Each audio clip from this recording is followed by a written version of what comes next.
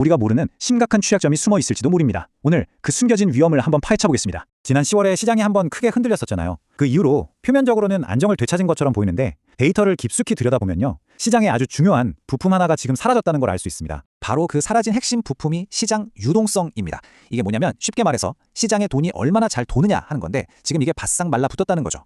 이게 왜 그렇게 위험한 신호인지 지금부터 하나씩 짚어보겠습니다. 자, 이 유동성 문제의 심각성을 가장 잘 보여주는 건 역시 시장의 두 거물, 비트코인과 이더리움입니다. 여기서부터 한번 시작해보죠. 그래서 비트코인 유동성이 대체 얼마나 줄었다는 걸까요? 이걸 정확히 보려면 오더북 깊이라는 지표를 봐야 하는데요. 이게 바로 시장의 체력을 보여주는 지표라고 할 수 있습니다. 자, 이 표를 한번 보세요. 시장 가격 근처에서 사고 팔겠다고 대기 중인 자금, 그러니까 시장의 완충 역할을 하던 돈이 눈에 띄게 줄었죠. 불과 한 달 전인 10월 초만 해도 2천만 달러 정도였는데 11월 11일에는 1,400만 달러까지 뚝 떨어졌습니다. 이걸 계산해보면요, 한 달 만에 무려 30%가 그냥 증발해버린 거예요. 시장의 거대한 유동성 구멍이 뻥 뚫린 겁니다. 이게 비트코인만의 일이 아니라는 게 더 큰 문제입니다. 시장 2위인 이더리움도 상황이 아주 비슷해요. 그래프 보시면 아시겠지만 정말 판박이처럼 똑같이 아주 우려스러운 하락세를 보여주고 있죠. 그런데 여기서 정말 중요한 포인트가 있습니다. 이게 그냥 일시적으로 시장이 안 좋아서 그런 게 아니라는 거예요. 분석을 보면요, 이건 구조적인 변화라고 합니다. 그러니까 소위 큰 손들, 시장을 움직이는 마켓 메이커들이 아예 의도적으로 발을 빼고 있다는 신호라는 거죠. 자, 그럼 비트코인이랑 이더리움은 그렇다 치고 다른 알트코인들은 상황이 좀 다를까요? 네, 조금 다르긴 한데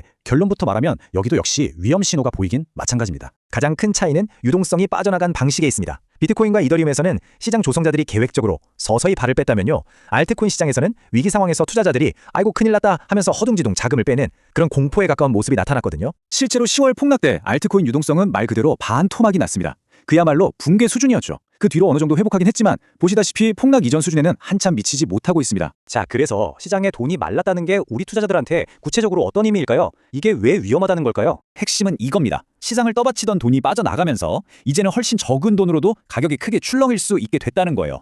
작은 충격에도 시장 전체가 휘청거릴 수 있는 상태가 된 거죠. 이게 구체적으로 어떤 위험을 의미하냐면요, 작은 세력이 시장을 마음대로 주무를 수도 있고요, 사소한 뉴스 하나에 가격이 과도하게 반응할 수도 있습니다. 그리고 최악의 경우 지난 10월과 같은 연쇄 청산 사태가 또다시 벌어질 수도 있다는 거죠. 이 위험은 마치 도미노처럼 번질 수가 있습니다. 예상치 못한 작은 충격 하나가 얇아진 유동성 때문에 큰 가격 변동을 만들고요, 이 움직임이 연쇄적인 강제 청산을 불러오면서 순식간에 시장 전체를 무너뜨릴 수 있는 그런 구조입니다. 결국 가장 중요한 결론은 이겁니다. 10월의 폭락 이후에 암호화폐 시장은 단순히 회복한 게 아니라 아예 구조 자체가 바뀐 겁니다. 그리고 그 바뀐 구조는 연말을 앞둔 지금 훨씬 더 위험에 취약합니다. 그래서 마지막 질문을 던져봅니다. 지금 우리가 보고 있는 이